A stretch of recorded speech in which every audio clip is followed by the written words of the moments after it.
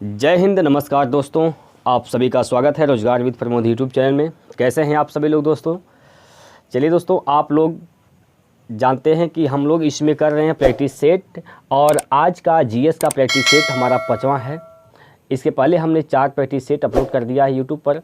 आप लोग डिस्क्रिप्शन में जाइए, नीचे डिस्क्रिप्शन है, इस डिस्क्रिप्शन में सभी वीडियो का लिंक आपको मिल जाएगा, वहाँ से आप लोग देख सकते हैं। किसी भी एग्ज़ाम की तैयारी कर रहे हैं जिसमें जीएस पूछा जाता है तो यह वीडियो आपके लिए बेहद महत्वपूर्ण है दोस्तों। ठीक है, तो आप लोग वीडियो को लाइक ज़रूर करिएगा और शेयर भी करिए, जिससे कि यह जो परिवार हमारा है, आपका परिवार है, इस परिवार के साथ अधिक से अधिक सदस्य जुड़ सकें। ठीक है दोस्तों, तो आप भी इस परिवार का हिस्सा बनिए, सब्सक्राइब करिए और वीडियो को लाइक ज़रूर करिएगा। चलिए दोस्तों, स्टार्ट करते हैं। इसमें दोस्तों 20 प्रश्न होंगे। 20 प्रश्न के जवाब आप लोग बताने का प्रयास करिएगा। अंत में आप बताइए कि आप कितने प्रश्नों के जवाब कर पा रहे हैं। ठीक है दोस्तों, तो चलिए स्टार्ट करते हैं।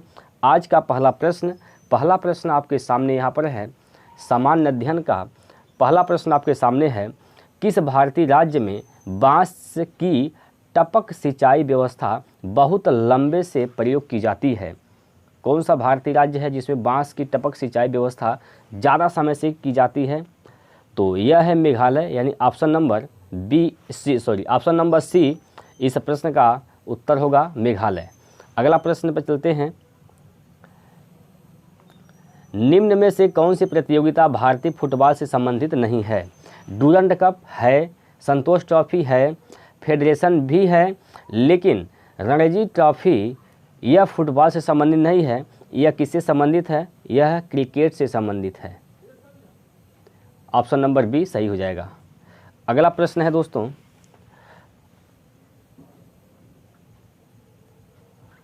अगला प्रश्न है प्रश्न नंबर 23। इसमें कहा गया है 1985 में किए गए भारतीय संविधान के 52वें संशोधन में क्या सुधार किया गया था? तो 52वां संविधान संशोधन हुआ था दोस्तों, तो इसमें सुधार क्या किया गया था यह आपको बताना है। भारतीय गणराज्य में सिक्किम को एक राज्य के रूप में शामिल किया गया था।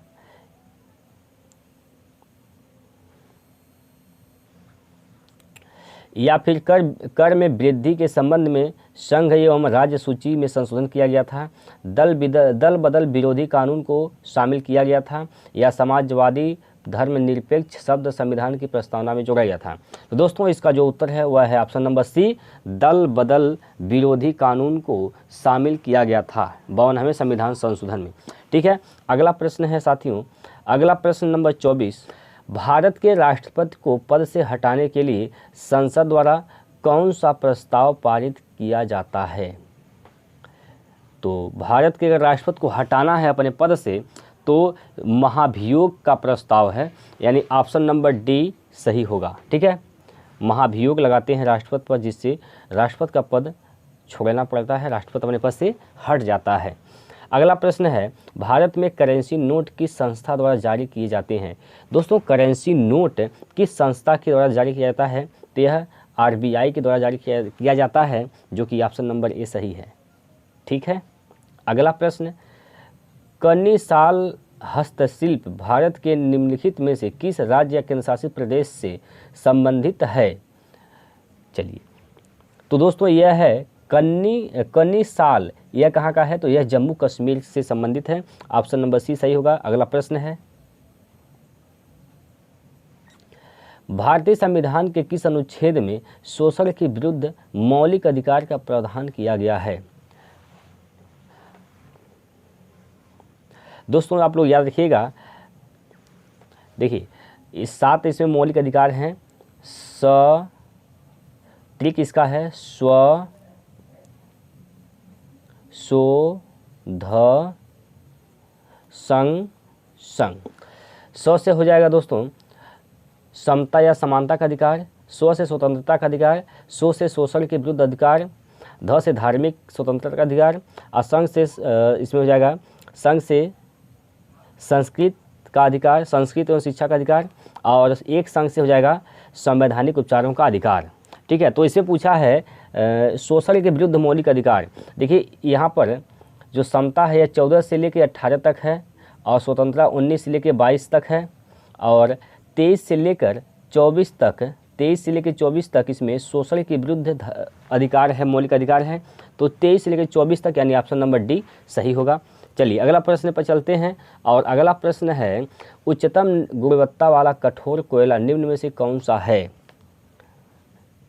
सबसे कठोर कोयला कौन है, तो एंथ्रासाइट होता है, यह उच्चतम होता है, तो ऑप्शन नंबर डी सही है। अगला प्रश्न है निम्न में से कौन सी संस्था उष्णकटिबंधीय वनों के चिरस्थायी प्रबंधन एवं संरक्षण को प्रोत्साहित करती है। तो यह प्रोत्साहित करती है इंटरनेशनल ट्रॉपिकल टिम्बर ऑर्गेनाइजेशन यानी ऑप्शन नंबर ए। अगला प्रश्न, चलिए दोस्तों निम्नलिखित में से ऐतिहासिक घटनाओं को सही कालानुक्रम लगाइए। तो दोस्तों सबसे पहले नील की खेती के लिए चंपारण सत्याग्रह हुआ, इसके बाद आएगा रोलेट सत्याग्रह, इसके बाद आएगा असहयोग आंदोलन, उसके बाद साइमन कमीशन का भारत में आगमन, यानी ऑप्शन नंबर सी सही हो जाएगा। ठीक है, अगला प्रश्न पे चलते हैं साथियों और अगला प्रश्न आपके सामने है निम्न में से किस व्यक्ति को भारतीय फिल्म उद्योग के जनक के रूप में जाना जाता है। तो दादा साहब फाल्के को जाना जाता है, तो ऑप्शन नंबर डी इसका सही हो जाएगा, ऑप्शन नंबर डी। चलिए अगला प्रश्न है साथियों, अगले प्रश्न पर चलते हैं और अगला प्रश्न आपके सामने यहाँ पर यह है निम्न में से किस पर उत्पाद शुल्क लगाया जा सकता है। उत्पाद शुल्क किस पर लगाया जा सकता है, तो यह निर्मित उत्पाद पर लगाया जा सकता है, ऑप्शन नंबर डी सही हो जाएगा। चलिए अगला प्रश्न है साथियों, अगले प्रश्न में चलते हैं और अगला प्रश्न यहाँ पर मेटूर बांध किस नदी पर निर्मित और किस राज्य से संबंधित है। मेटूर बांध दोस्तों कावेरी नदी पर है। ठीक है, मेटूर बांध कावेरी नदी पर है और जो कि किस राज्य में है, तो तमिलनाडु में है, ऑप्शन नंबर सी।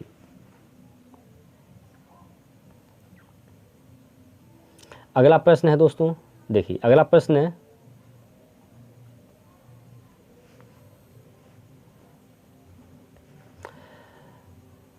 केलों का रंग भूरा हो जाता है क्यों।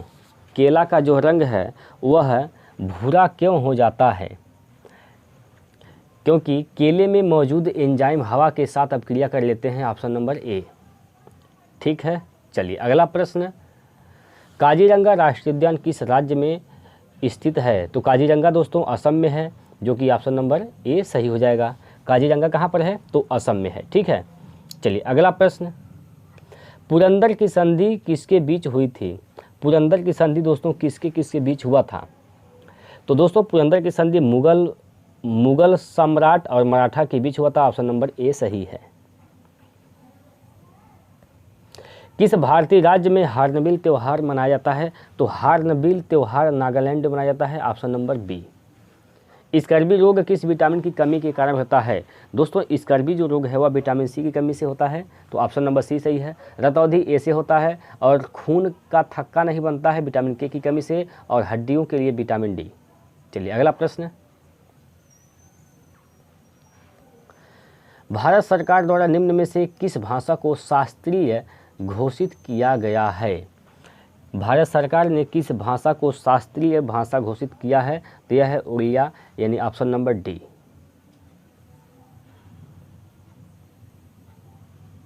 अगला प्रश्न और अंतिम प्रश्न है India's export traders and the prospects for self sustained growth पुस्तक के लेखक कौन हैं।